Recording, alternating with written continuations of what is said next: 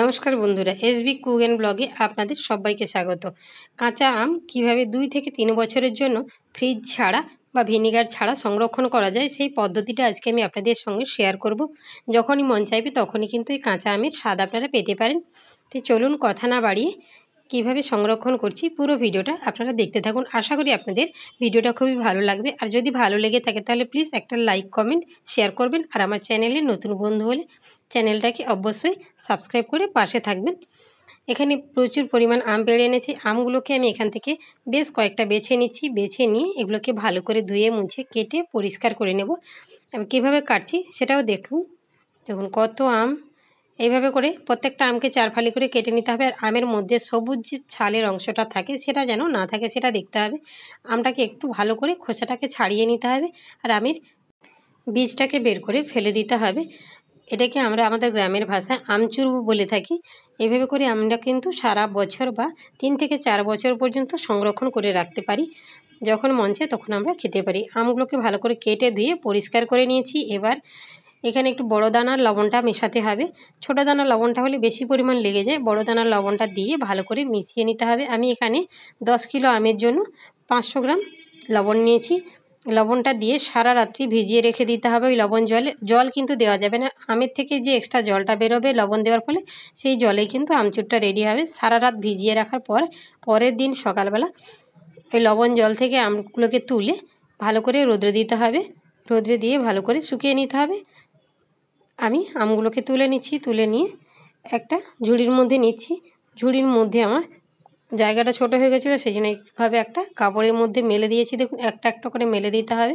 খুব সহজভাবেই শুকিয়ে যাবে আর খুব তাড়াতাড়ি শুকিয়ে যাবে। এটা বিকেলবেলা একদিনের মধ্যে কিন্তু খুব বেশি শুকনো হবে না।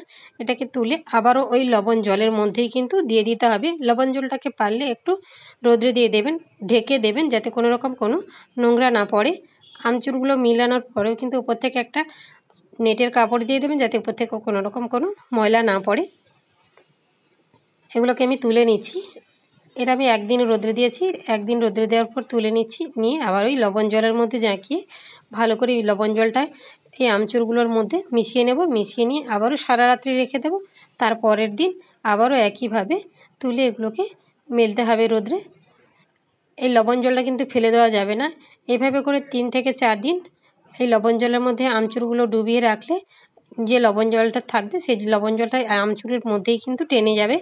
আর টানতে টানতে সুন্দর শুকিয়ে যাবে। আর আমচুরগুলো শুকনো হওয়ার পর আমচুরের গায়ে একটা লবণ লবণ ভাব এসে যাবে। তখন কিন্তু আমচুরগুলো অনেক দিন পর্যন্তই ভালো থাকবে। এটাকে আমি আবারও 3 দিনের দিন লবণ জলে ডুবিয়ে রাখলাম। 3 দিন পরও কিন্তু একইভাবে আবারও রোদ্রে দেবো তুলে। দেখুন 3 দিনে কিন্তু অনেকটাই শুকিয়ে গেছে দেখুন। আর লবণ জলটাও কিন্তু সুন্দরভাবে শুকিয়ে গেছে। 3 দিন পর কিন্তু লবণ জলটা আর বেশি নেই। আর লবণ জল নেই, এটাকে এমনিতেই রেখে দেবো। তারপরে মোট 5 দিন রোদ্রে দিতে হবে। 5 দিন রোদ্রে দেওয়ার পর এগুলোকে তুলে রেখে দিতে হবে। দেখুন কতটা শুকিয়ে গেছে। এটাকে লবণ জলে ডোবানোর দরকার নেই, যেহেতু লবণ জলটা শুকিয়ে গেছে 3 দিনে। এগুলোকে তুলে নিচ্ছি। দেখুন এটা 5 দিন পর কত সুন্দরভাবে শুকিয়ে গেছে। দেখুন একদম শুকনো হয়ে গেছে। এটাকে আপনারা যে কোনো বয়ামে ভরে রেখে দিতে পারেন। এটা 3 থেকে 4 বছর পর্যন্ত ভালো থাকবে, একটুও নষ্ট হবে না। মাঝে মধ্যে 1 আধ দিন হয়তো আপনারা রোদ্রে দিলেও দিতে পারেন, না দিলেও কিন্তু কোনো সমস্যা নেই। খুব সুন্দরভাবে এটা 3 থেকে 4 বছর ভালো থাকবে।